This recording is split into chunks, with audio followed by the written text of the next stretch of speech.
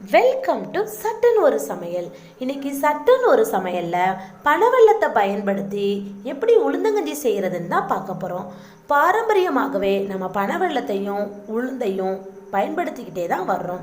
வாரத்தில் 3 நாள் நம்ம உளுந்தங்கஞ்சி குடித்தோம்னா நமக்கு தேயாத எலும்புகளும் மங்காத கண்களும் சுருங்காத தோலும் கிடைக்கும்.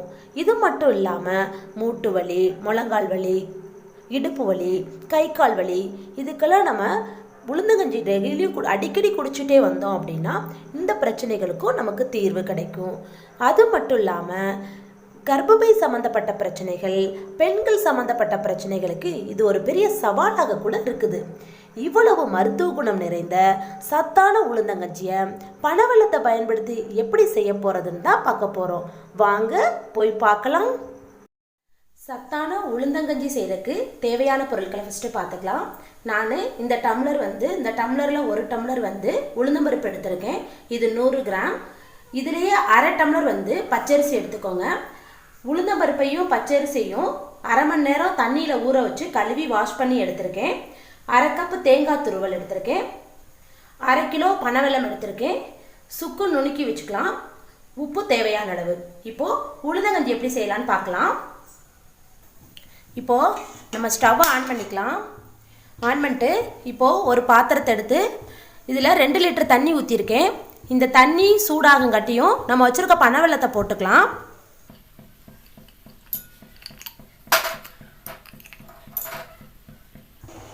இப்போ நம்ம வச்சுருக்க இந்த அரிசியும் உளுந்தையும் அரைச்சி எடுத்துக்கலாம். இப்போது வெல்லம் கரைஞ்சிருச்சு. இதை நம்ம வடிச்சுக்கலாம்.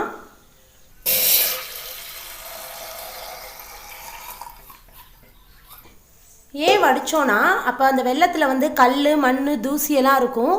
அதெல்லாம் இருந்துச்சுன்னா நல்லா இருக்காது. அதுக்காக தான் நம்ம வடிச்சுக்கிட்டோம். இப்போது நம்ம அந்த அரைச்சி எடுத்துருக்கிற அந்த உளுந்தையும் அரிசியையும் நல்லா கரைச்சி தண்ணி ஊற்றி கரைச்சி எடுத்துக்கலாம். இப்போ தண்ணி கொதிச்சோன்னே நம்ம போட்டு கிண்ட போகிறோம். தண்ணி கொதிச்சிருச்சு.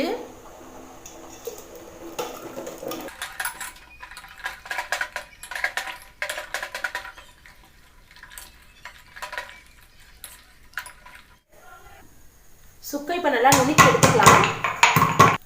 இப்போ நம்ம சுக்கு போட்டுக்கலாம். உங்களுக்கு சுக்கு இல்லை அப்படின்னா நீங்கள் இஞ்சியை கூட தட்டி போட்டுக்கலாம். உங்களோட விருப்பம்தான். அடுத்தது தேங்காயை ஆட் பண்ணிக்கலாம். போட்டுவிட்டு நைட்டாக கிண்டி விடுங்க. இப்போது உளுந்தங்கஞ்சி ரெடி ஆயிடுச்சு. நம்ம ஆஃப் பண்ணிவிட்டு இந்த உப்பை போட்டு ஒரு 2 நிமிஷம் கழித்து நம்ம எடுத்துக்கலாம். இப்போ நமக்கு சுவையான சூப்பரான உளுந்தங்கஞ்சி ரெடி ஆயிடுச்சு.